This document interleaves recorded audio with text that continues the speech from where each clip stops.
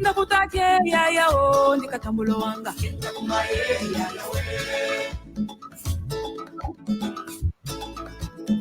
ndakumaye ya yao ndakutaje ya yao ndikatambulo wanga amai ndikatambulo wanga ai ndikatambulo wanga awoyo ndikatambulo wanga ai ndikatambulo wange amai ndikatambulo wanga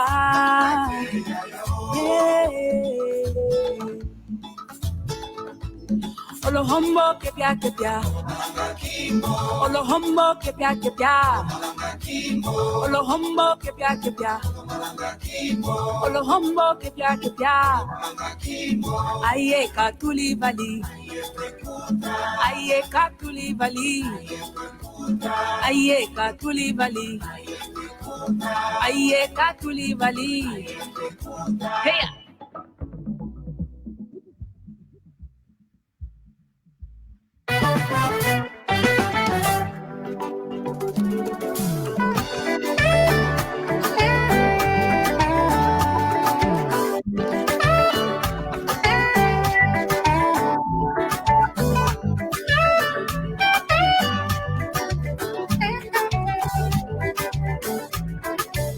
Não vou falar política, nem vou formar partido. Não vou falar política, nem vou formar partido. Mas tenho que dizer, eu tenho que dizer. Esse país tá bom, esse país tá bom, esse país tá bom, tá favorável. Esse país tá bom, esse país tá bom, esse país tá bom, tá favorável. No nosso bairro do Rangel, antigamente, filhos pequenos viraram tropas quando os homens da ideia vieram bater nossas portas. Tichila saiu para ver, chamou o mais velho Finocas, que no passo raso a descer perguntou quantas notas.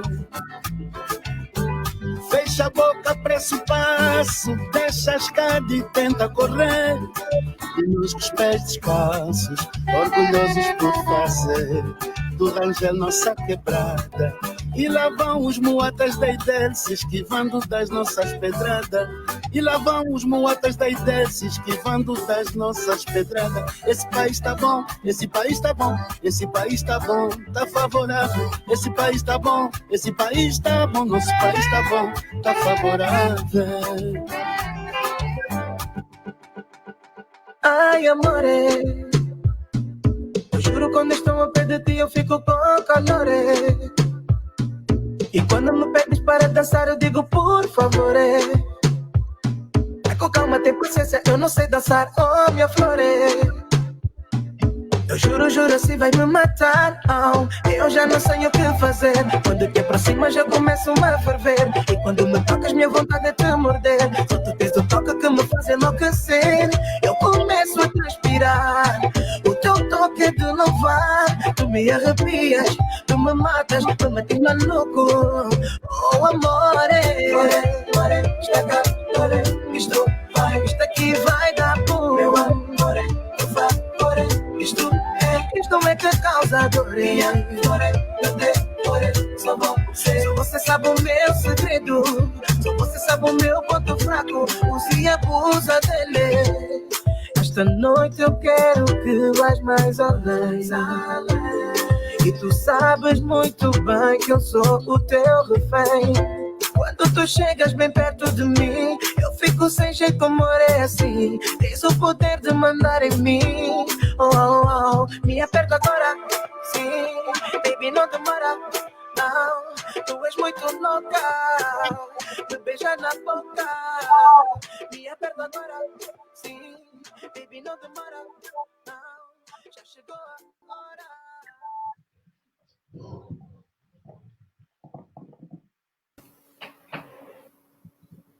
Hi, everybody. I hope everybody could enjoy that little bit that we shared there. I get so excited when I see that because it's a really great memory of all the work that we put in last year. Thanks to Neelam and the first Less is More that was done outside of the UK in Lisbon. That was awesome. Too bad we had to miss it this year, right? We've been planning for it for October. So I hope all of you enjoyed that. We want to welcome everybody to our session today, which is on setting boundaries. So we want to take a moment to introduce part of our team. We have Paula, and we have Neelam, and we have Danny, and we have Amrita, and we also have Ananya. So we have a big European presence, and I'm Marta. I'm here in the US. So welcome to everybody. We hope that you guys can hear us okay. If you can't hear us or you have any comments, please go ahead and put them in the comment section. We'll be monitoring those throughout the session. And we want to go ahead and get started. So we will go with Danny, I guess, to let us know some information on the prize from our last giveaway. Oh, I think I'll do that. Oh, Ami's back. So, Ami, if you can hear us, it's over to you to talk about last person's winners. Yes. So last time we had Balbina give us some beautiful masks from Balbina Amado, and we had quite a lot of winners actually. So I'm going to pick out draw a name from one of these who's going to win some masks from Balbina Amado.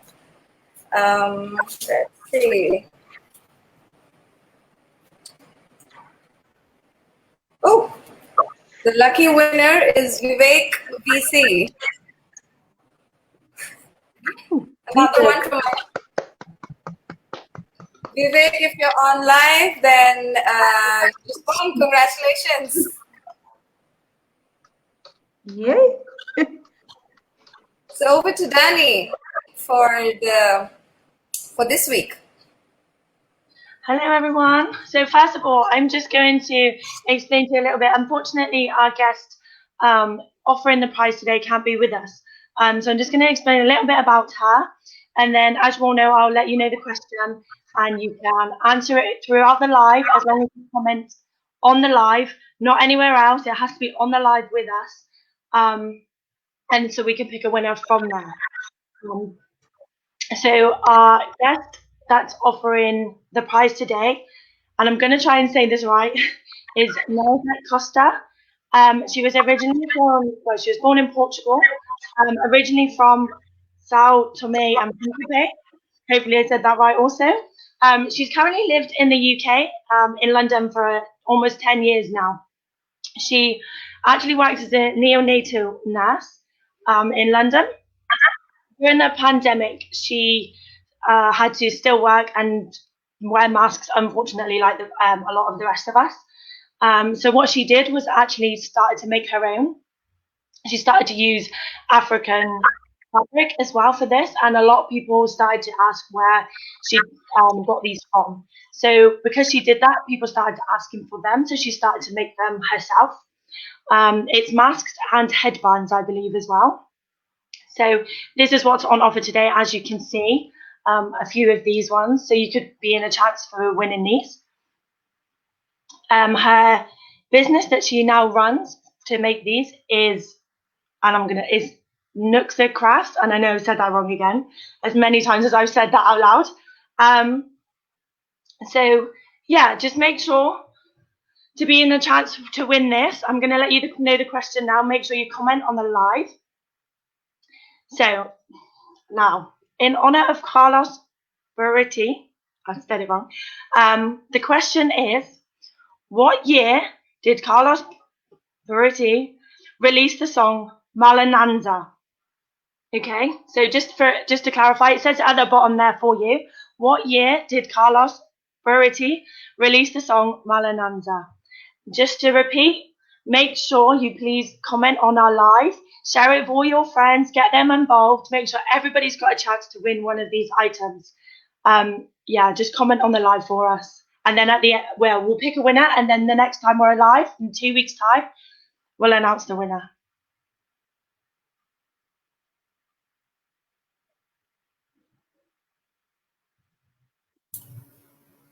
Okay, thanks, Danny, for sharing that information. And again, if you guys have the answer, go ahead and put it in the comment section. Thanks to everybody that is joining. We see people from all over the United States and also from Europe and Asia, I think even maybe South Africa and India. So it's really exciting to have a big group. We really hope to have a really great discussion today. So today's discussion is about setting boundaries and talking about why boundaries are important, right? So we want to make sure that everybody understands what the categories are, like what are boundaries and what experiences have you had that have required for you to set boundaries, whether they're verbal or they're psychological, emotional, financial, ethical, and how can we apply those in our own personal relationships, whether it applies to dance or not. So because we know that we are all connected through dance, but we all have our own personal lives too, right? So with that being said, I'd actually like to pass on to Neelam because Neelam is our fearless leader, right? And we work as a team together, but I want to talk about maybe one of the first ones that is important to address, which is understanding why we need boundaries.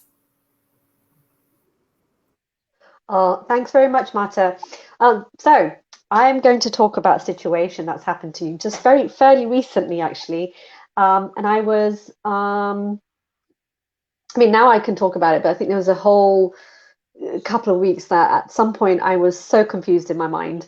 And it was about a little bit of bullying with someone who is an acquaintance of mine. And I just couldn't get my head around it. I was getting numerous messages. There were messages around just very,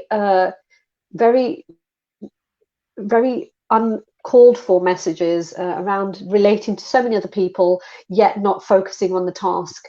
And as much as I tried to deter her from going into another direction, it was always constant. So imagine waking up and constantly getting bombarded with messages that are totally unrelated to the task at hand. And so a real big part of me just felt like I just couldn't give up on her. And it's really weird. And the reason why I want to talk about that is because I felt like I had to support her. And I was having this massive conflict in my own mind about my beliefs and my actions, and they were just not matching. They weren't matching at all. And I felt like, gosh, I'm talking to this woman, this person. What a giveaway. I was talking to this woman, and I felt like that I had to somehow be the one to support her in some way. And all I felt that I was getting a lot of negativity, a lot of like, I like to call it, carrying a sack of potatoes on my shoulders. And I really felt the burden, and I needed to somehow remove that. And it took me for the longest time,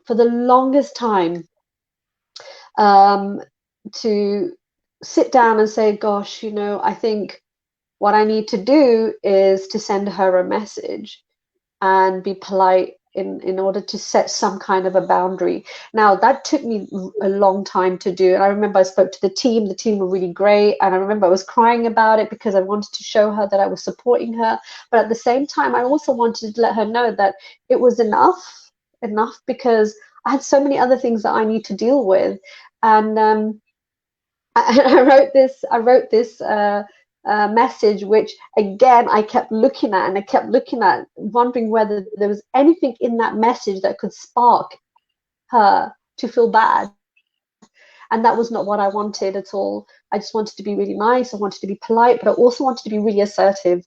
And so I did that. I wrote this message. I even asked you guys to remember when I asked you guys, can you have a look at this message? Is this the right thing to say? And do you think I will upset her in any way? And that's not who I am. That's not what I'm about. And so when I did that, there was such a relief. There was such a relief to be able to just send it to her. And then in my head, I was thinking, gosh, I had an expectation. I had an expectation hoping that she will understand that I'm also trying to help her as well by sending her this message, that she'll probably seek some help. And guess what? It didn't. It didn't happen. And I was deflated.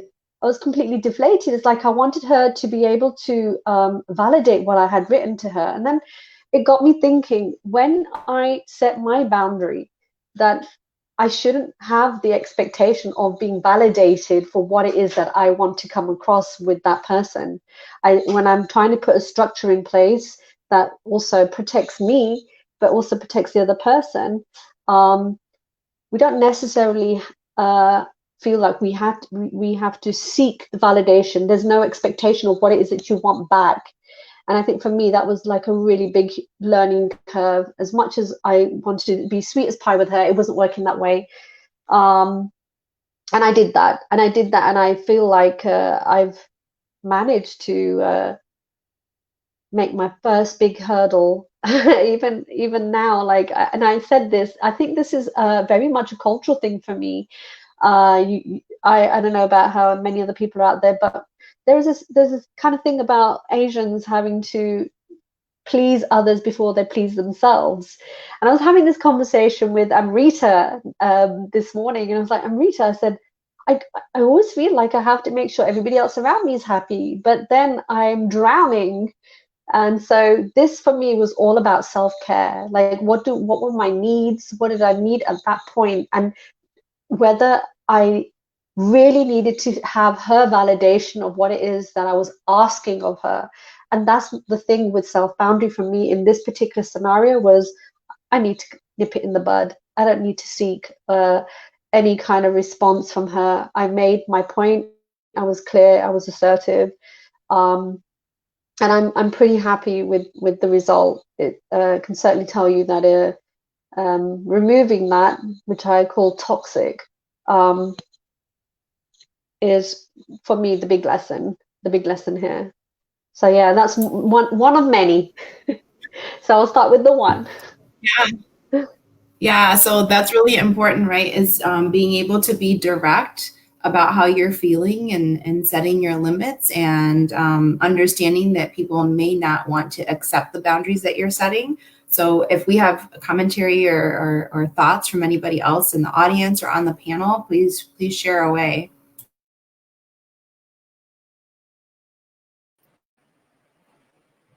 So I would go first. So what Neelam was saying is very important. I'd connect from there. That yes, if you have, it's important that you do not set your expectations from anybody. So if you have expectations from somebody else, then they are probably gonna violate that boundary and not match up to your expectations. And that's something. If you expect them to validate you in a certain way, then you should give up any kind of expectations that you have from the other person and just be firm about what you feel and what your boundaries need to be set. So because one of the very recent experiences that I've had also with one of my students, that he was in the student group of my WhatsApp chat of all the students that I had, and he had taken a number from there earlier, not just once. And fortunately, it happened to be my husband's number. And then he private messaged them, and we already told him back then that, hey, listen, it's not okay to pick out numbers from a WhatsApp group just like that randomly and message someone. It's not appropriate. So we initially thought that it was probably a lack of education or lack of social etiquette. So we tried to teach them and be nice about it. also while being firm that this is not okay, this is unacceptable behavior to pick out numbers of people who have not given their phone numbers to you personally and then message them. So I was under the assumption that the boundary was set. So that was my assumption. But here was where I was wrong, because apparently the guy did it again. And this time it was even worse, because he picked out a girl's number and pretended to not have saved it, whereas he had actually wished her on her birthday too, sending a happy birthday message. And then this time he goes, during the lockdown days, that, hey, hi, and then this girl goes like, hey, who's this? And then he says, I'm a customer. And that's when shit hit the fan. And it was like, that is not okay. So we had to like take it in a very, very serious and very strict way.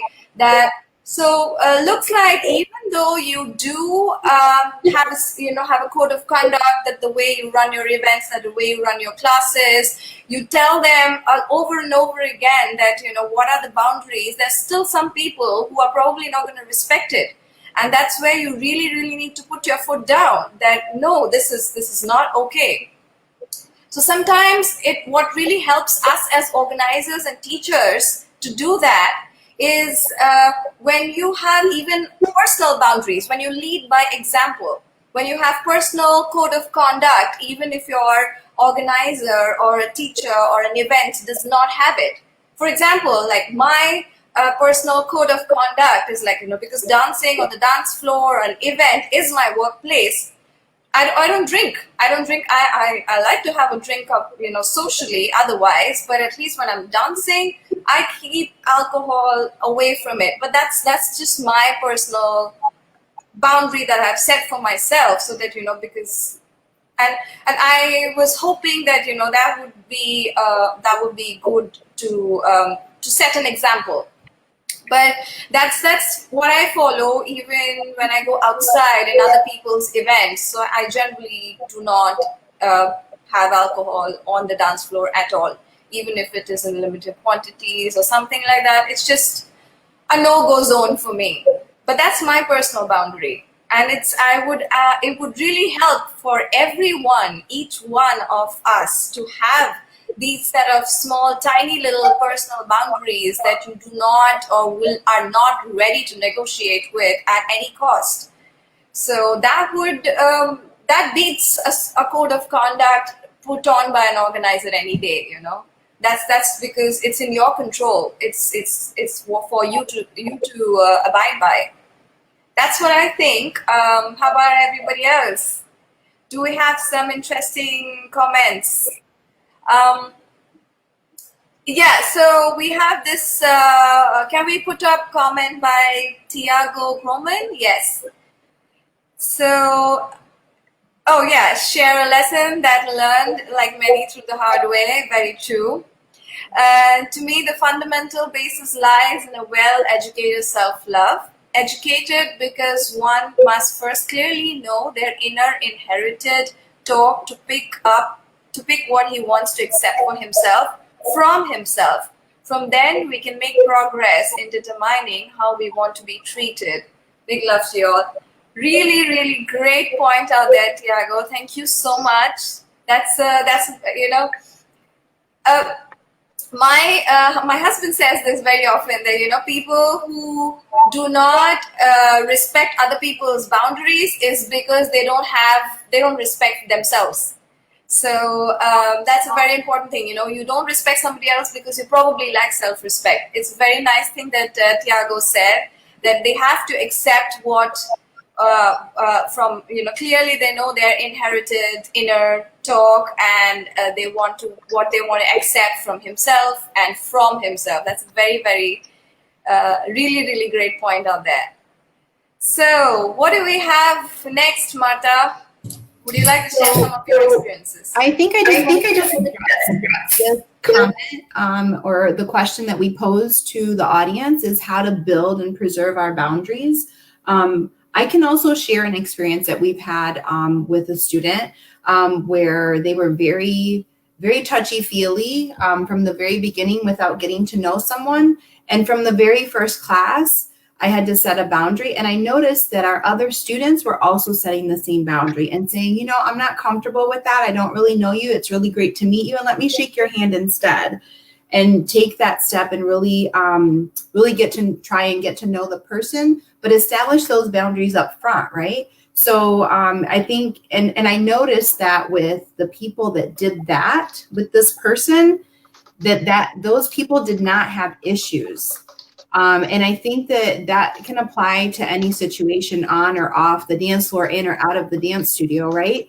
It can apply anywhere. And I noticed that actually works. So whenever I saw that there was an issue with that particular person, I shared with the other person. I said, hey, you know, if you set boundaries with this person, I think it'll be really good for you. And it's something that we talked about during class on a regular basis. So we set the guidelines up front, and then we were able to reinforce them by reminding or by having personal conversations, you know, one-offs with each person that may have had an issue, anytime that we got a complaint. And I think that's really important. That's a way to, you know, set it and preserve it. So moving on, what guidelines, rules, or limits do we create? Again, going, you know, just piggybacking off of the discussion that we just had, this is really important. You know, as instructors, we can all set guidelines for our students, for our studios, for our events. And Amrita gave a really great example of that.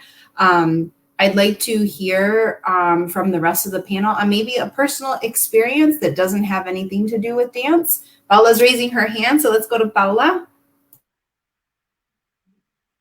Well, I am just reading some of the comments that, especially about what we were just discussing about if it's only an Asian issue or not, or maybe female related. I have an experience of a friend of mine that she is from Japan, and we were in a congress, International Congress of Dancing. And you know that it's a really proper place for a lot of multiculturality.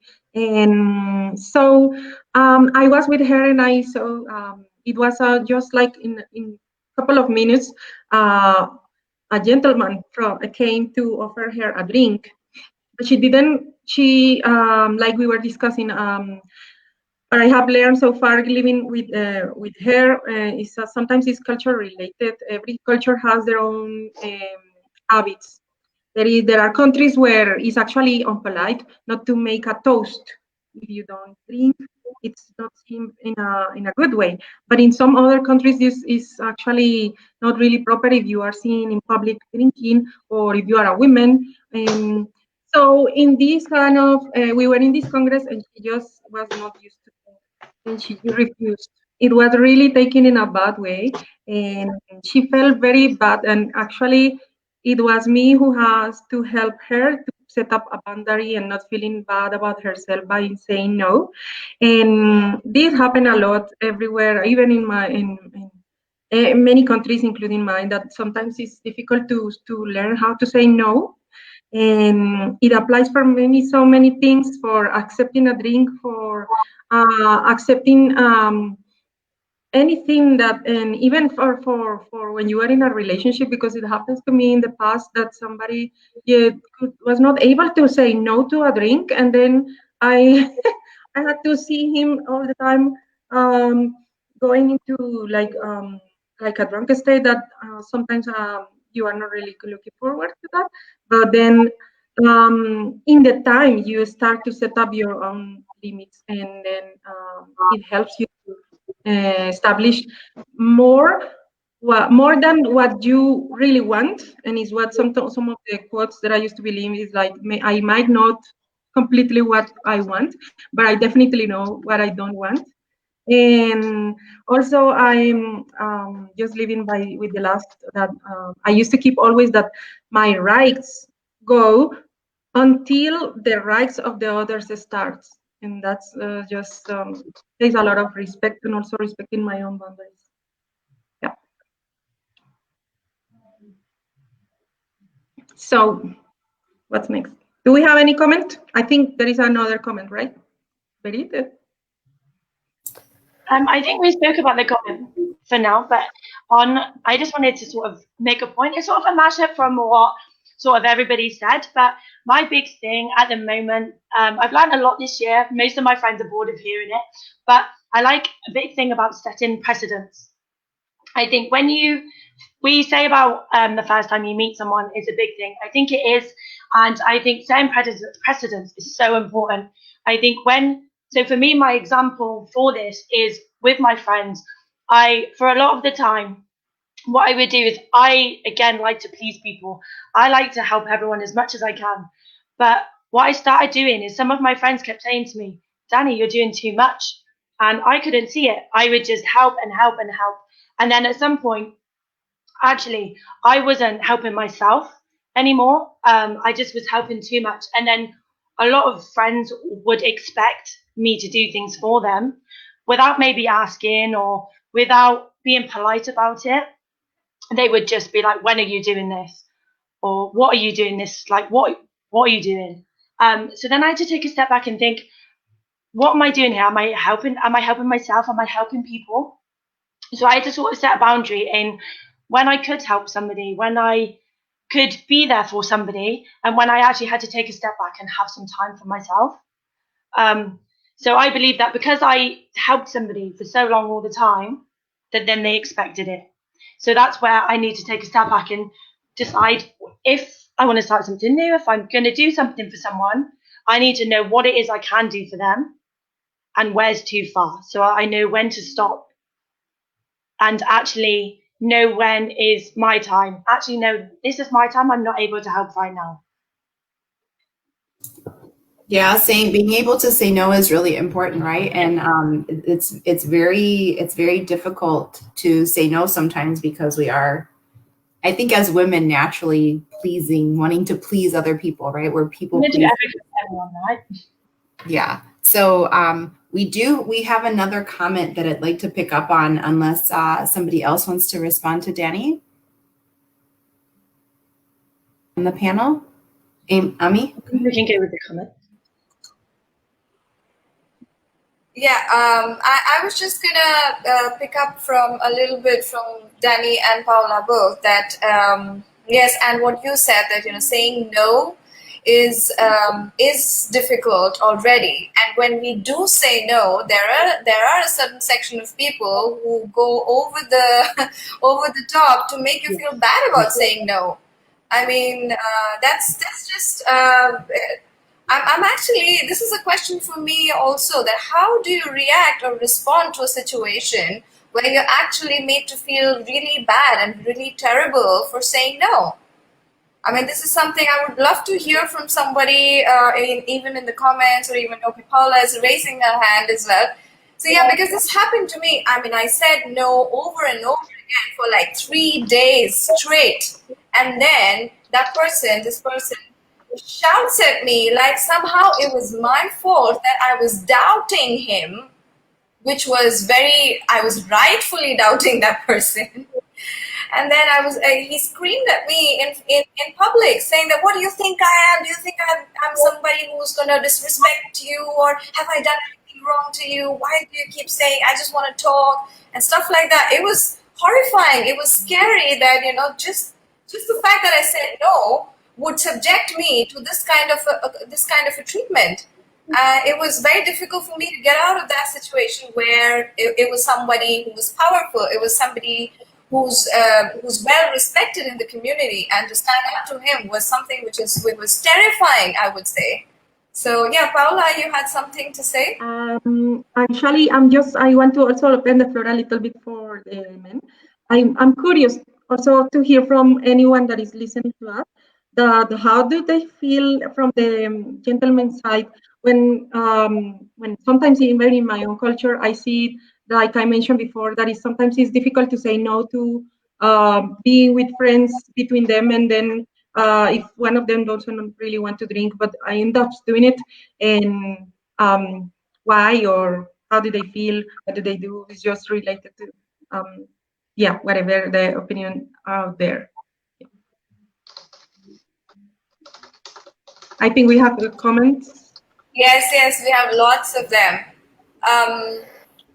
Yeah, I think Paula, you already answered for Dave, who said that very good point, Paula.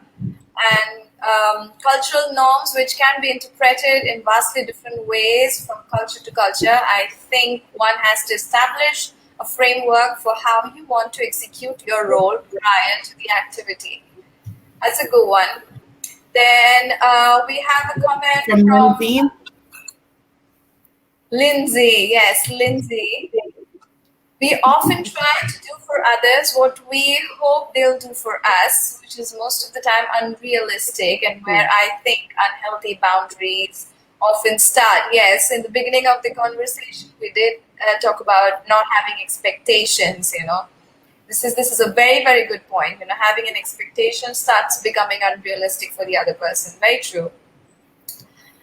April has something to say, who says, and being allowed to change our minds when it's too much. Yes, that's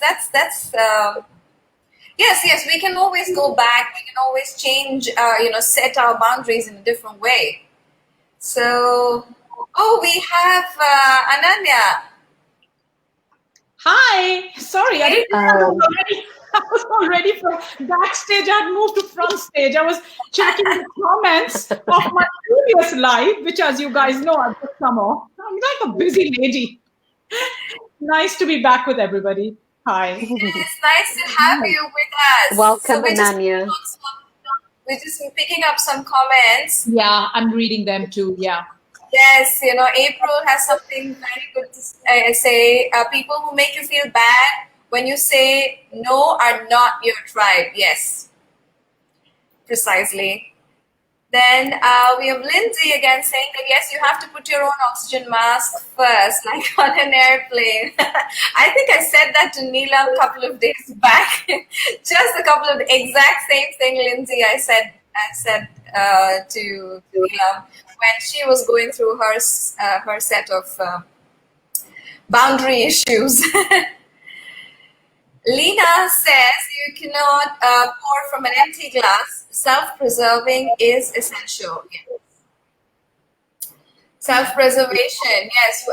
But when we have this people-pleasing attitude, and as empaths, when we tend to think about other people more than we think about us, then self-preservation is actually quite a bit of a challenge, because it's very difficult to shift the focus from other people's needs to your own. So, Neela, would you like to pick up on Brianna's comments? Brianna Williams? Brianna? Britta? No, Brianna. Brianna. Yes, I got it. Yeah. Absolutely. So Brianna says the most common place where I set boundaries is when someone approaches me in courtship. A guy asks me to do something that I'm not comfortable doing at the time because of my standards, and I get bashed. So, what do you guys make of that one? Ananya, what's your thoughts on this particular courtship time? Unmuting myself. Well, firstly, it's a very... could I have the question back on, guys, so that I could... Brianna's question, could that come back on? Thank you. Because Thank you, Brianna. Yeah. This is it, right? I mean, I guess it's a question that's pertinent to... I'm a bit dark. I'm going to try to shift myself around. Anyway, so it's all right, as long as you can hear me. This idea of missed signals or misinterpretation of each other is obviously common in any situation where two human beings, a man and a woman, are trying to, communicate. But obviously the context of the dance floor again makes it particularly complicated because we are also engaging in this other activity that requires connection and contact. And there isn't often time to discuss things in the ways that we would do if we were out on another kind of a date or, meeting people at a dinner party or something. So I think it's a combination of those two things that makes it quite difficult perhaps for women to know, do the boundaries that apply in real life or life outside the dance floor, do they also apply here? or are there new boundaries, new rules? And I'm afraid that sometimes predators or narcissists, categories that we're hearing a lot about and we've all experienced, unfortunately, they seem to have a field day on the dance floor, particularly because of this blurring of possibilities. What are the rules? Are we in the rule space of every day, or is this a special space? You know what I'm saying, girls? Do you think that would make sense in a way? Because honestly, the number of narcissists that come crawling through the woodwork is not funny. I mean, they seem to be present in a disproportionate, I hope, percentage than society at large. So there's something about the dance floor that seems to attract these people. And I think they really have a field day because they play on this confusion of categories about how do we behave with boundaries on the dance floor. There's this very interesting comment from April. She says, consent culture means thank you for your no. Your no makes it easier to know how to engage with you. I trust you to take care of yourself in ways I cannot. Thank you. Amen to that, sister. A dream come true. This is good. This is good. I wish everybody would respect no, or the boundary that we set. It's friends or opposite sex or whatever it is. This is what we need. This right here. Yes, but again, I mean, absolutely, this is almost utopian, right? I wish that was the way in which people approached us and said, yeah, you're saying no, but that's not the end of our relationship. It's just a way to readjust matters. I need to work harder. We need to work harder. But I mean, that was a great thing which she wrote, April, but I'm just hoping that it's somewhere more widespread than, I mean, we're all loving it because we rarely see it,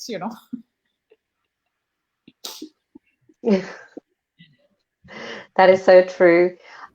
There's some amazing comments here, and it seems like a lot of people are tuning in. And just so that we get back on track, there is loads of comments, and we will try and get to all of your comments. But I'm going to just touch on Elaine's comment that she's just put up. Thank you very much, Elaine, for your comment. She says, boundaries and respect start from in the home. This is really interesting because it's talking about childhood.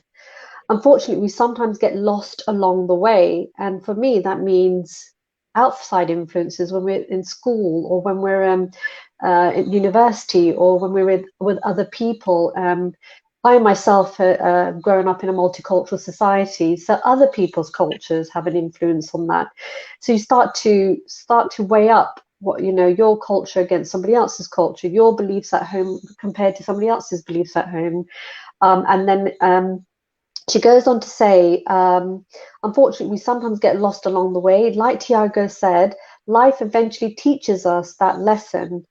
So that's pretty frightening. I know that all of us have to have some lessons in life. We can't go through life and it's all going to be plain sailing. It never is. So this is a very interesting point. It shows that we have to go through some storms, but how and what level and what degree we go through those storms determines the outcome and how we actually deal with that as well. She goes, I've learnt mine at work. That'd be really interesting, Elaine, if you could elaborate on some example there, that's something that's happened to you at work and how you made that boundary for yourself so it doesn't repeat itself. Now that I know how to say no, I find it quite liberating and no longer feel guilty when I do. #no. Brilliant. I love it. Of course, learning to say no is a very interesting point. So just going further on that, we've had some wonderful comments from females, and I think we've also just had some really interesting ones from men. I want to just pick up on Sam Sleek's one as well, and I know that there are other comments there. We will get back to those. But Sam Sleek's comment here says, that's called social bullying. And I think this probably relates to what happened to Amrita. Some people, if you don't go or agree with what they say or do, they call you out for doing the right thing to you. You should always stand by your choices as long as that doesn't harm someone else. That's a very fine point, Sam. And I think the fine line here is around when someone has such a status, yeah, with such a powerful place where vast majority of people like them, they honor them, they think that they are giving the best quality to that particular pair, those hundreds, yet you're the only one who's had that bad experience, or maybe you're one of the several people who've had that bad experience, but it's an isolated experience. How do you, as a female, overcome that? Like how I mean, a classic example, she said no, she made it very clear, but not everybody can use that assertiveness to that level. And so what do we do? Like how do we call them out? And this is where I think when we talk about setting our boundaries is to start addressing ourselves in our own minds. You know, what is that boundary to mean to me? What does it mean for me? Who am I? What am I allowed? And what level am I allowed that to happen? So these are really interesting points, and I hope we just continue with this, because I know that as a group here that we don't have all the answers. I think I can vouch for all of us. We don't have all the answers, but we can have meaningful conversations, and we can create the changes as a group. As one person talks to another person talks to two people, we want that to filter down all the time. So I'm going to hand it back to Marta. So if that's okay, Marta, please. Thank you. Yeah, for sure. We appreciate the engagement that we're having and all of the comments from everyone. I know that we might not be able to get to everybody's comment to address it, but it's great to have, these comments and have discussion with all of you, and all of you having like little sidebars. We want to, again, welcome everybody that's joining us. So, we have the comment here of a question. Actually, you are a comment and kind of a question. You can't set good boundaries if you're unsure where you stand. So we're talking about this, and we see some comments about, understanding that you can't give unless you have, right? So you have to take care of yourself. I always say this, you have to take care of yourself before you can take care of anybody else. Mm-hmm. And that comes to lots of us being moms, right? We're mothers. We have to be able to take care of ourselves so we can take care of our children. We have to take care of ourselves as instructors so that we can teach others, right? And so we need to make sure that we understand where we stand. What do we want for ourselves so that we can set those boundaries and also maybe inspire others to have this, the same kind of effect for themselves, really understand where they want to be. And I think that a lot of us have probably had experiences where we've been able to motivate someone or inspire someone else to set their own boundaries based on an experience that we've shared with them, or that they've shared with us. So I think that that's really important. One of the things, going back to saying no, Carlos had a good comment that he owns a business. He's a male, and he owns a boutique that's for females. For women. So he's a man, and he owns a boutique that services women. And it's really difficult to set hard boundaries with really good customers in private life and business life. He doesn't want to lose customers, and so he does go above and beyond for them, and he's having a hard time saying no. I think one of the things that for this situation, if you have a really good customer, your customer is going to understand that you need to say no, and that you don't need to give an explanation, right? So you understand where you stand. You have your priorities. You have yourself to take care of. You have your business to take care of. Maybe you have to take care of inventory, do social media posting, whatever. Your customers will understand if you say no. So I know that we've talked about this. We all feel bad, right? But we have to be able to say no and set some limits so that we can be healthy and take care of ourselves and our customers, our business, whatever. Let's see, what other comments or topics are coming in that we should highlight, Paula? Marta, sorry, would you mind picking up Lena's comment, because it relates very well to what you've just mentioned there. If we can get that up, Paula, that'd be great. Lena Kana. Lena, thank you for your comment. It says it's a great tool to check in on oneself. How is our decision making us feel? Examine our own thoughts and feelings. Why are we feeling bad or uncomfortable? How is this making me feel? Tuning into oneself. Boundaries or self-care. Yes, absolutely. And we've had conversations about self-care, right? I think our last one was on self-care. So having boundaries is very important because number one, we need to practice self-awareness. And that is where we're going to understand where we stand, right? So I'll hand it off to one of you to continue the conversation. I think Lena is a psychologist, if I'm not wrong. She is. She's a therapist. Yeah. But yeah, she's a therapist. Yeah, so I think her points are a good way to look at ourselves and then start asking questions when we are faced with difficult decisions as when and how to say no and how does it make us feel and how it, Lena, it would be interesting to hear from you. How do you handle a situation that I faced, and there are many people who are facing that they're made to feel bad about saying no. It would be lovely to hear from you. And yes, I think we're getting a lot of comments. To go back onto our previous topic, which is self-care, self-preservation, that we need to we have when we pour from a full cup, we still deplete ourselves. Pour from an overflow in the cup so that you never deplete it. You know, that's again self-preservation. Yes, I would like to pick up another comment from Sam. He says, I tell my brother and sister is to always be careful what you tolerate. You're teaching people how to treat you. Letting someone get away with something once might tempt them to do it again. Yes. Oh, yes. Oh, yes. Report. It's difficult, but then yes. I think this is one that we probably all are jumping on, right? We're like, we all have something to say about this. So, Danny, let's hear from you. I think for me, it hits my setting precedents.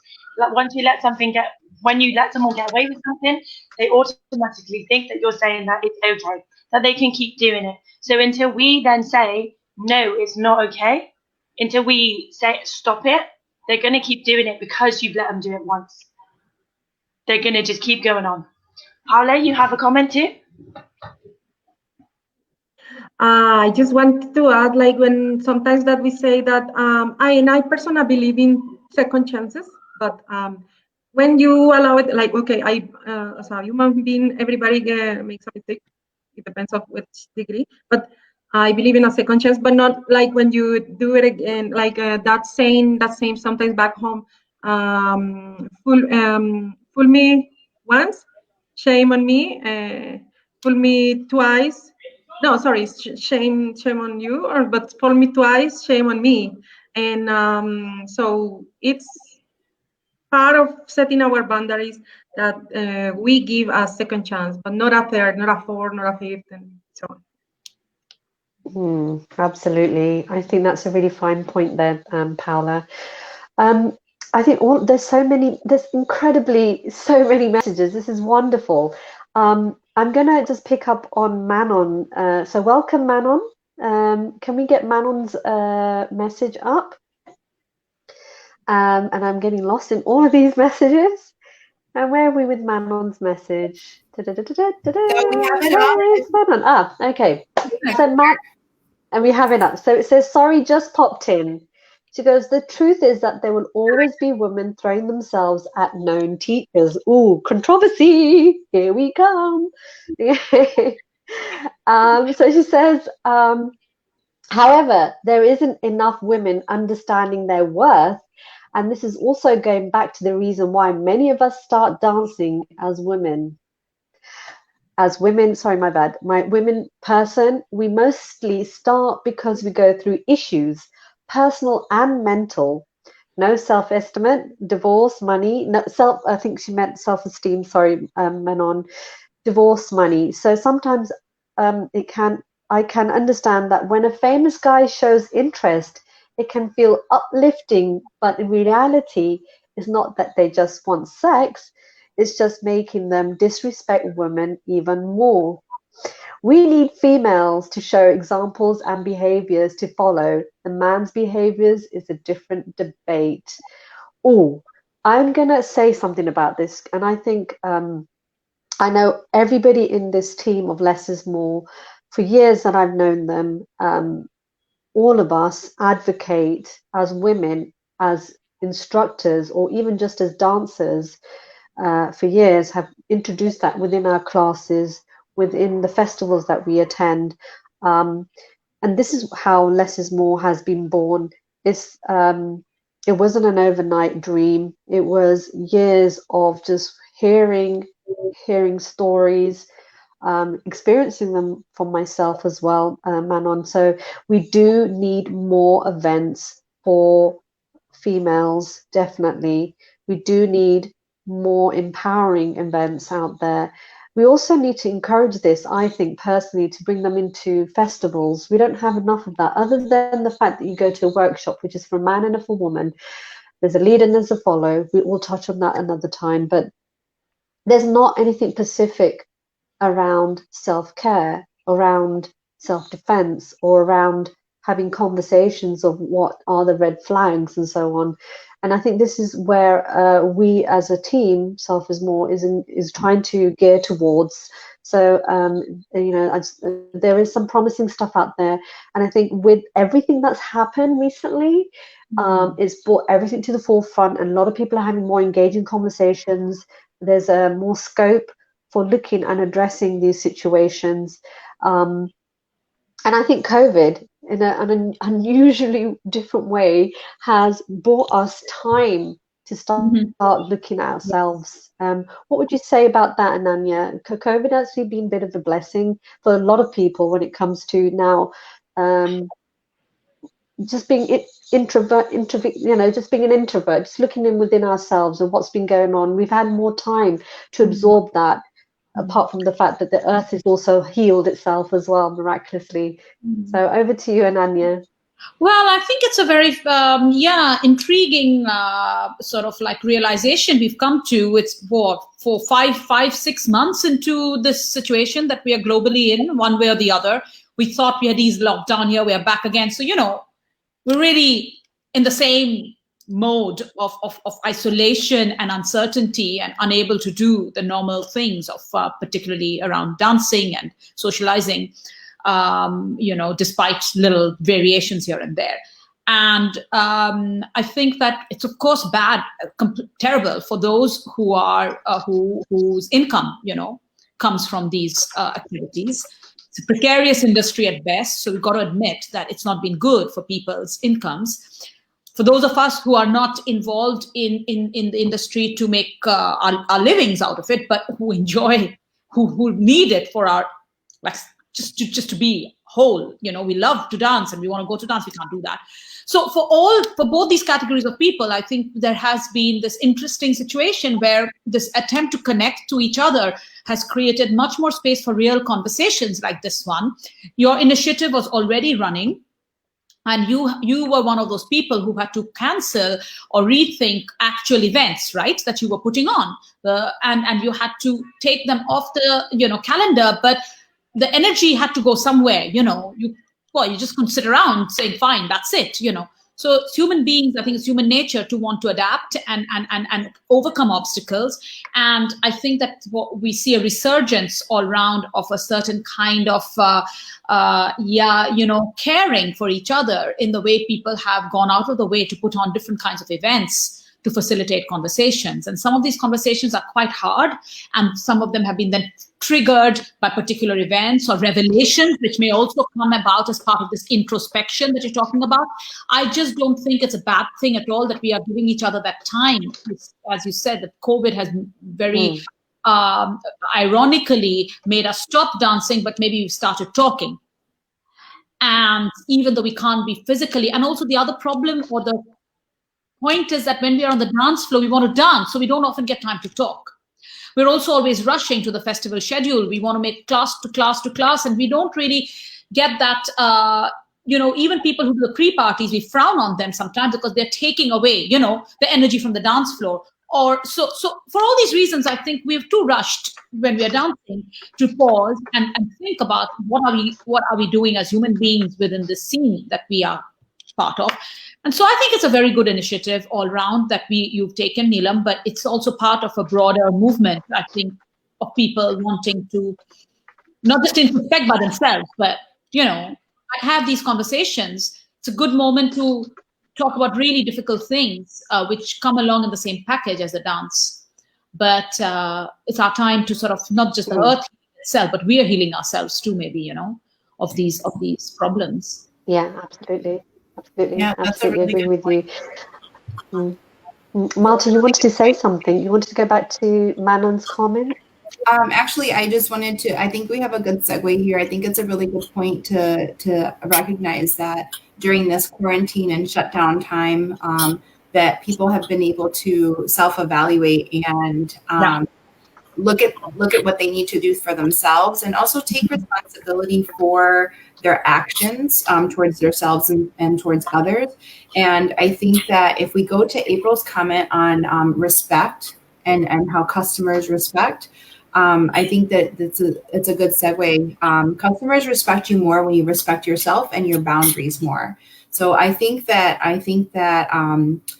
taking that and making sure that that's part of your normal everyday demeanor, that you share those things with your students and that your events reflect that, is really important, because there's nothing better than knowing that the person that you believe in and that you trust to teach you or to share something with you is really always, I don't know how to say this the right way, but is always representing their true values. Does that make sense? So I think that that's really important. And so on that, going back to Manon's reply, thanking Neelam for the Less is More project, I think a lot of us have had to cancel events, right? So Paula, if you could highlight her comment. We've had to cancel events, but it's given us a really important time to really evaluate, how do we want to portray ourselves in the future? How do we want to support events in the future? Who are we going to support? And unfortunately, this time has given a lot of women, and I'll speak about women right now because that's what we're talking about, an opportunity to really evaluate the experiences that they've had and really think about the boundaries that they need to set in the future. So I think that that's just a really important point to make. So Manon's reply was, yes, thank you to your Less is More project, Neelam, because that is amazing, but it isn't enough for the whole world to understand. And when you see things in congresses, men are the ones that are treated like gods and women are the sexy objects. And I'm paraphrasing a little bit. This is without mentioning things like the dark rooms, the dark corners that we know about. The organizers have to push the ladies up more as well as the women to understand that these men don't wish them good in case that isn't what they want. So just let's break this down, right? Let's break it down. We know that women are always the ones buying passes, right? And they're like, oh, we got too many women, we got to sell more men's passes. And not even considering that some ladies may be leads, right? And not just follows. But there needs to be a good balance, and we know why, right? You need to sell tickets. You want to have a good balance of male and or men and women, but they, as a general rule, we see that the men are the ones that are being highlighted. I think that this COVID situation has given some organizers a really good platform to say, hey, we're going to do a ladies only online festival. I've seen a lot of those popping up, and that's great. A lot of us have continued to teach classes online, to do workshops, and been invited by different groups to do online lessons, which is great. And going back to the point that we made before, is that this time has given women kind of some strength, right? And we have been able to come together and support each other so that we can say, no, boundaries are important, and let's move forward with these kinds of things. So I think that this is a really good topic that maybe we could take on in the future, to talk about how Congresses are pushing men more than women instructors and DJs, photographers, videographers, anything. I think there was an online event only for including women DJs recently, right? Yeah. And that was I didn't even know many of them, and I was so amazed, and they were so good. They were so good. And I discovered so many women DJs, and I think we're having a special on female DJs next month too, right?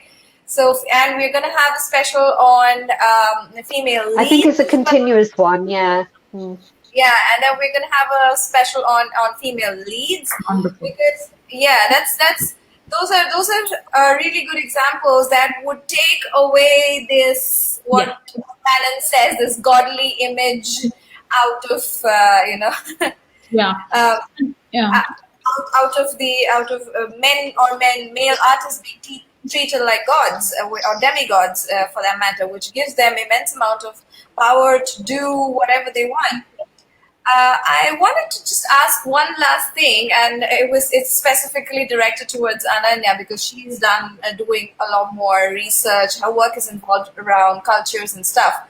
There are a lot of people, setting what do you think about setting cultural boundaries? Because people are saying that, if the culture does not have a boundary, if the culture is promoted in a wrong way, then stuff happens, and it's also an important thing to set cultural boundaries and not just personal. And you know what I'm talking about. Yeah. It's a great question. Thanks. And it's very naughty. It's quite a complicated question. It comes to us in life, and in other arenas of life as well. I think I'd boil it down to the fact of some people feeling that my culture was disrespected. For example, my country was colonized, or we were enslaved, or, we were exploited, we were decimated. So, now we have to protect our culture. And if we do something that you're frowning at or is raising eyebrows, I'm sorry, we will continue to do it because it's our culture. Right? This is a kind of statement we hear often. And then that confuses us because, of course, we don't want to be the side of people who are exploiting, colonizing, or repeating those patterns. I feel that the problem here is solved if we take a step back and think, okay, on a very human plane, almost philosophically, what is it that's really important? What's the most important thing? And for me, as a woman, the most important thing is a woman's self-respect and a woman's safety. And for me, it comes above any cultural argument. I'm Indian. It would come above any Indian cultural argument. Amen. I'm from a Muslim background. It would come above any Islamic or whatever. Any religious argument. And so for me, I'm not going to buy it. I'm afraid if some people stop my attempt to question the way women are being treated, or even if a man was being treated badly and he was not being recognized or something because people said, oh, sorry, that's not cultural. Human beings, I'm going to judge it by how are you feeling as a human being? Is your self-respect intact? Are you hurt? Are you in pain? Is your dignity intact? And then I'm going to say, okay, I think all this is not happening. And if people are telling me it's not happening because there's a cultural argument that you've got to protect a culture, I'm going to say no. We've got to change the way we think about that culture. Because if you do a little bit more research, you're probably going to find out that cultural argument is resting on patriarchal assumptions, unfortunately. Historically, most aspects of culture where the woman's strength is celebrated is pushed to the margin. So or they're made into some kind of fetishes or nice goddesses or something that actually doesn't solve it. Creates more problems. So, the virgin whore, we know all these paradigms, right? So the point is that for me, I'll take a call and I'll say culture is important, but culture should also be seen as flexible. Culture is only culture because human beings are part of culture and they're carriers of culture. And women are 50% of those human beings. So guys, let's not compromise or try to pull a wool over people's eyes by talking about culture. If we didn't respect culture of a certain kind, we wouldn't even be engaging in all the new things we have to learn because of dance. Dance is also part of a culture. So why don't we also say that the way we are learning to move with each other is part of culture? And we can't just kind of forget that. So culture is complicated. Culture has many dimensions. Let's not always focus on one aspect of culture in order to prevent women or other weaker parts of society to not get the self-respect and safety, that they deserve.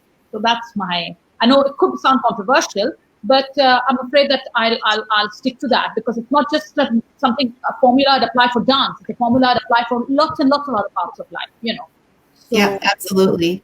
Fantastic, Ananya. I couldn't have put it so much or so well put in words. This was absolutely, hard-hitting facts and truth. That was fantastic. It really helped me also to understand, because sometimes when the people are selling the culture argument to me, when I start questioning, like, maybe, because like you said, we were colonized too. Our culture was also abused in certain ways. And then sometimes that makes us a little biased towards that culture argument when somebody gets that. Yeah. And I think, why not use these opportunities Absolutely. to improve culture itself, like retain every culture again has good parts and not so good parts. So let's every time somebody says to us X and Y is not part of, say, Angolan culture, since Kizomba is coming from Angola, and we can say, but we learned other things from Angolan culture. For example, as an Absolutely. Indian I think this is absolute. Isn't it? Yeah, I learned it's absolutely possible to dance with somebody like your parent or your brother or your uncle, and to dance with them, it's like a cultural expression. We would really be doing that in India, let's face it. Right? Absolutely, Ananya. And we can certainly pick up on this topic on its own. It deserves its own conversation, its own topic on culture and dance. But just going back to setting boundaries, I think I'm going to just pass it back to Marta, because there's some incredible comments coming up, and we were thinking to draw it to an end, but this is incredible that people are speaking. So, and I wanted men to speak, and now we've got 3 of them that have. So I'm going to pass it back to Marta so she can pick up on one of them, and then Paula and Danny. So thank you very much, Ananya. Your feedback is great. We love to listen to everything that you have to say. Paula, I'd like to see if you please highlight Thomas. I think Shufa is how you say the last name. I'm not sure, but he states that education is key. That a woman may know what she wants or not, and still need to know how to protect herself against unwanted things. Respect and be polite to others don't change because it's the dancing. It's because we generalize everything. These things happen even in the workplace, colleges, etc. Dance classes with good teachers are the best place to teach good manners, civility, and respect on the dance floor. And that's really important. And all of us that are instructors or that take a leadership role in classes as students or as volunteers at events, different festivals, I think it's really important for us to be able to pass that information on. If you're at an event which is supporting, good behavior, and I'll just say good behavior because I'm going to generalize it, but it's true. I mean, as from traveling to London a lot, I remember it was the first place that I saw in a bar in the bathroom stall that there was a sign and said, if you're in trouble, go to the bar and ask for this drink, or for this particular reason, or ask for this other drink for another reason. And now this kind of culture has emerged, right? Where there are resources for help, whether you have to text a number or go to a certain person or look for somebody that has something in particular on. So I think that's, it's really important to just recognize this. And I don't want to wash over this at all, but I think it's a good way to go into the next comment from Roberto Toledo. It says, because we're having really good conversation, and all of these are kind of related, so I want to get them out so that we can talk about them, right? I wish all events would hire a balance of men and women artists. I see too many events where mainly men end up being on the program. They just grab a student for the demo at the end. Yes. It creates an image that women artists are expendable, and it's an injustice for festival goers because the quality of the teaching for a couple dance is not the same. That is huge. So I think that somebody please save this comment, because this needs to be in our conversation that we have about the equality, right? Because kizomba, salsa, bachata, none of these partner dances are just one-sided. It's super important to have both sides, because A lot of times one side doesn't want to learn from the other, right? We need to have an equal balance so that everybody has a great learning opportunity, a great learning experience.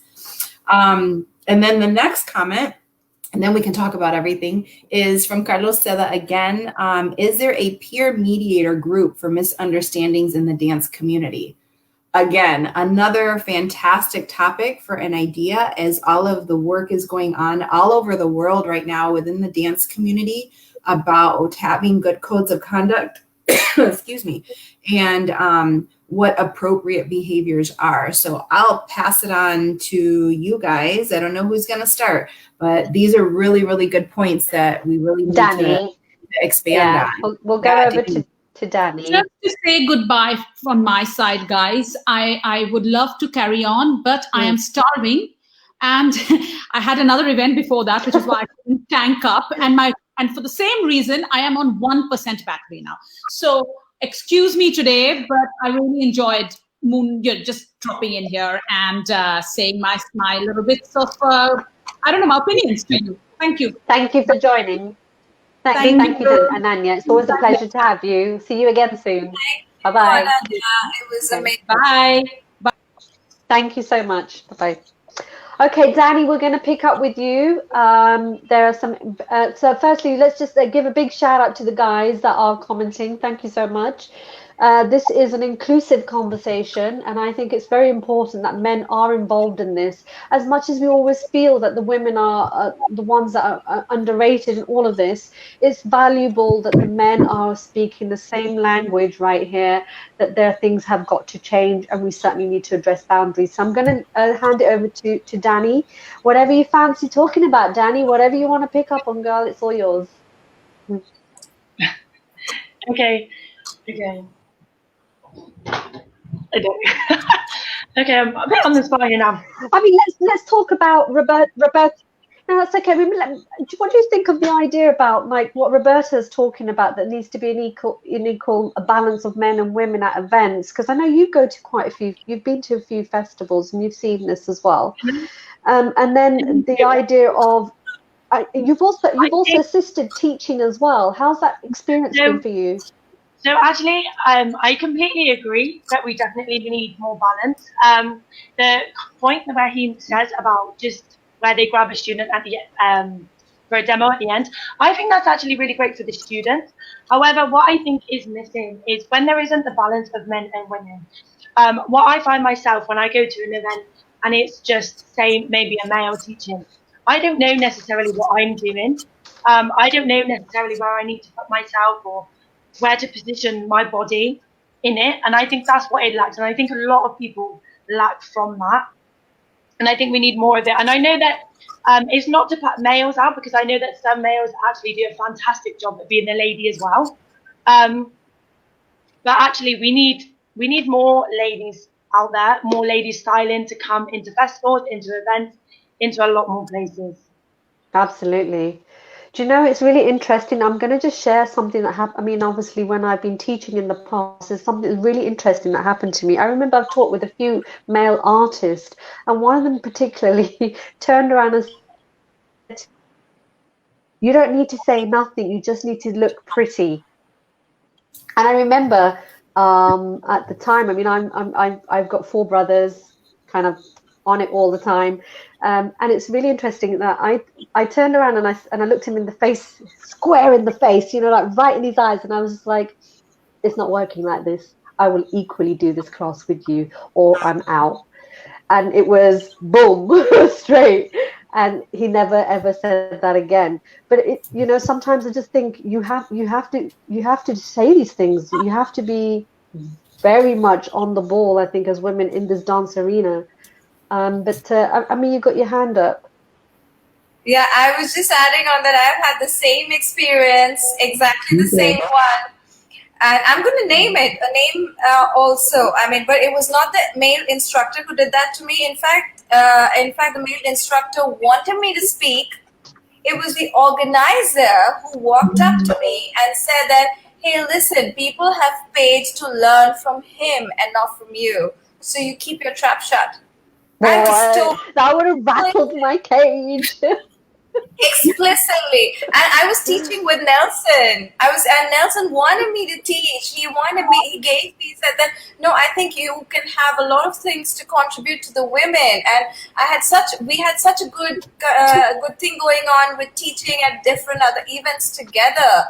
And then this one particular organizer, he said it explicitly, not just to me, he even said it to Nelson. And that was just humiliating. And because the women in that class had walked up to me and said that, oh, it's finally so nice to have someone who's also teaching the women's part nicely, because all that we keep getting here is only male instructors. And it's nice that, Nelson's space to teach her part. Yeah. And It's unfortunately way too common. I mean, I can say I can share a quick personal experience that I was taking privates with an instructor, and he was like, this was his comment: you don't really need to worry about executing perfectly because, you're so sexy anyway. And I was like, you know what? This is my last lesson with you. Last lesson. And, those are the things. It's like, okay, you have violated a boundary like you wouldn't believe. And from then on, I decided, I'm like, okay, I'm not going to be taking privates from instructors if that's the kind of feedback that I'm going to get. So I've been people want to know who it is. I'm not going to tell you on live. This is great. Still the name. Telling our students that, if they're going to take a private for the right reasons. Don't get, caught up in the limelight and think that it just because they're popular that they're good. It doesn't mean anything. Trust me, it doesn't mean anything. We have one comment, and we are running down on time, but we have a question from Andrea Fitzpatrick about training in sexual violence and abuse. And what we'd like to do is refer you out to our page, our group called Strength in Numbers. If you have a question, Andrea, please, we can send you the link. Any woman that wants to join can fill out the questions that are there. It's a requirement, and we will accept you. But there is a really safe place for women to go and pose questions like this, and for us to share resources. So just want to move on with that. I also would like to ask, we need to close this out, unfortunately, because this has been a fantastic discussion. I think this is probably one of our best ones, and we really appreciate the input from everybody. Yeah. I'd like to put up a slide that talks about just 10 different topics or 10 items on setting boundaries that we'd like to share with you guys. So when we're setting boundaries and considering what our boundaries need to be, Paula, if you could remove the banner at the bottom, that would be awesome. Sorry. We want you to consider these things, right? And we'll post this on the page, but we want you to think about being direct and naming your limits, right? State what you want and what you need. And what are the things that are going to make you hit that limit? Tune into what your feelings are and develop a healthy respect for yourself. So knowing what you want for yourself, right? Give yourself permission to say no and to separate yourself from others. It's okay to leave somewhere. If you're not comfortable, it's okay to get up and leave. You don't need to give anybody any explanation of that, right? So practice your self-awareness every day, weekly, doing something for yourself, something that satisfies you, so that you can make yourself a priority and also take into consideration other experiences that you've had in the past. What has happened in the past that makes you feel this way? What's happening today? How do you want it to be different in the future? And be assertive with pointing out those red flags, like recognizing those red flags. Also, don't be afraid to start with little baby steps, right? So number 7 says start small. Each day, do something that is just for you, self-care. And something that, I'm going to say I have a problem with this. I don't want to try and fix people. I know that we have a tendency to try and fix things, right? As women, we want to take care of people. We want to fix their problems. And that's not something that we need to do. We need to take a step back and not try to fix situations or people and ask for help when it's necessary, because we're in charge of our own choices. And so we need to be responsible for ourselves and take care of ourselves, like we said before, so that we can take care of other people that actually need or want help from us. And last but not least, which is really, really important, we all have a sixth sense. And this is not just for women, but we need to trust our intuition. They always talk about women's intuition, but men have it too. And that is super, super important. Please trust your gut. Your gut will tell you how you're really feeling. So we just want to make sure that you guys understand this, that you take these things into consideration, and that you take the time to take care of yourself so that these things become easier in the future, so that it's easier for you to set a boundary and stick to it. And remember that when you set a boundary, you need to make sure that you understand what your limit is and what the consequences for the other person of violating that boundary. So with that, I will say thank you from all of us, and I'm going to pass it on to Neelam, who has a special tribute for us today. Or is it Danny? I'm sorry, I forgot. I forgot the order. I think we're coming to me first. Just to give you all a little bit more time.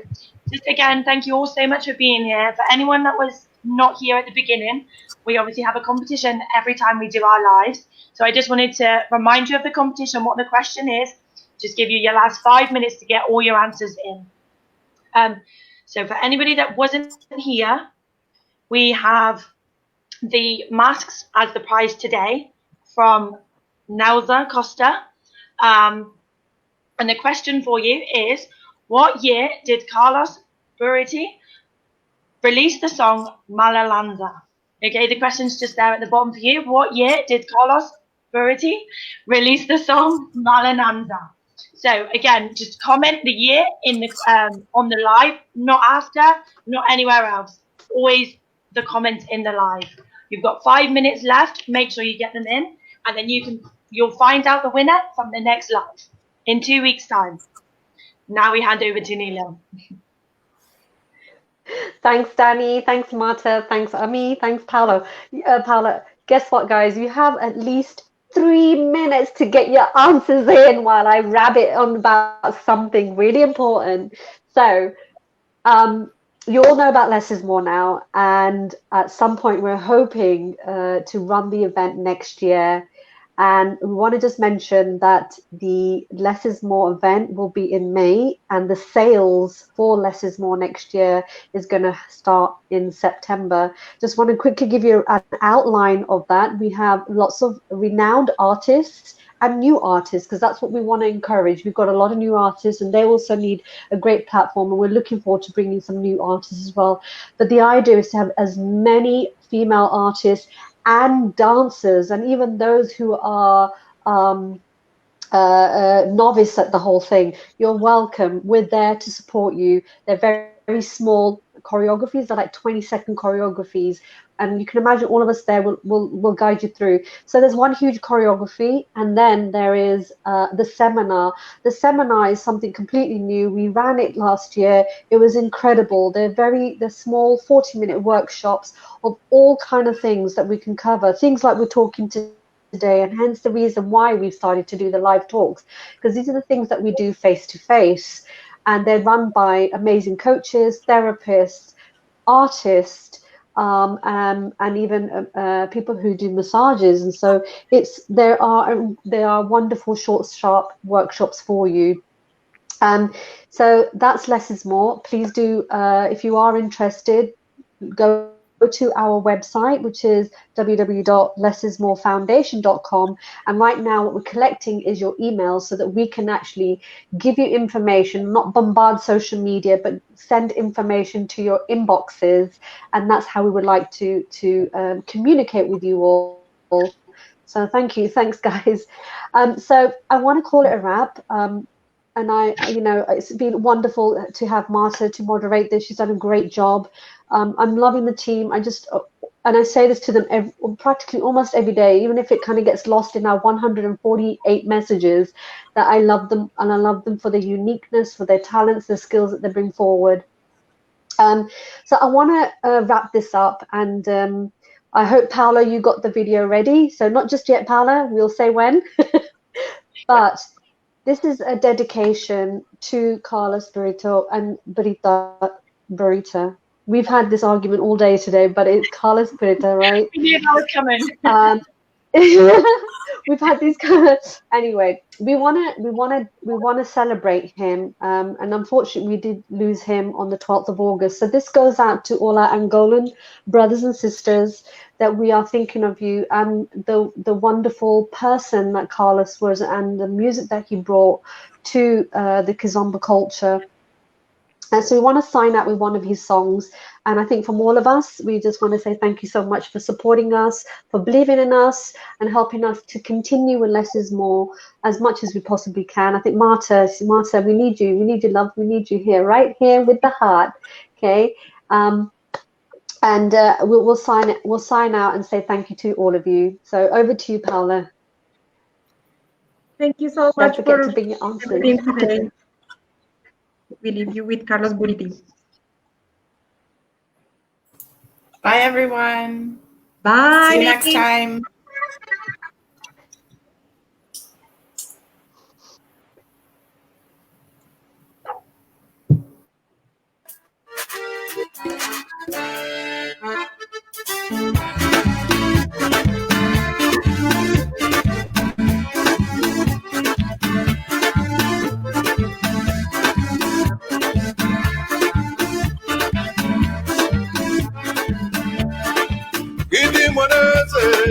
Tunde kiwayangana kiluwa anshi twadi mwenene kili mweneze tunde kiwayangana kiluwa anshi twadi mwenene manu malalanza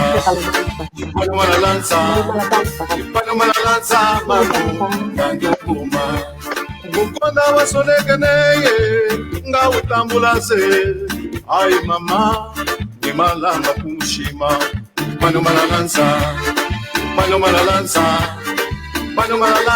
manu ngandukuma makamba wechile na mweye atulenge olomilenge ukonda jasonyi manu malalanza manu ngandukuma seja bolele ene jalulie ene shangangame weji wa migana manu malalanza ngandukuma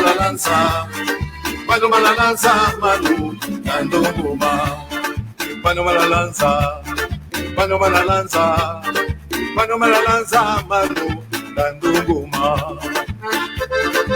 okay.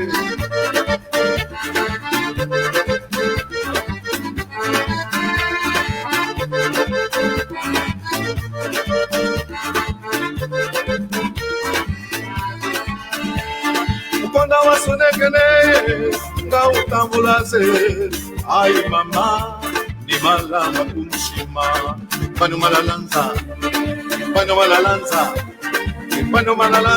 manu ngandunguma pano malalanza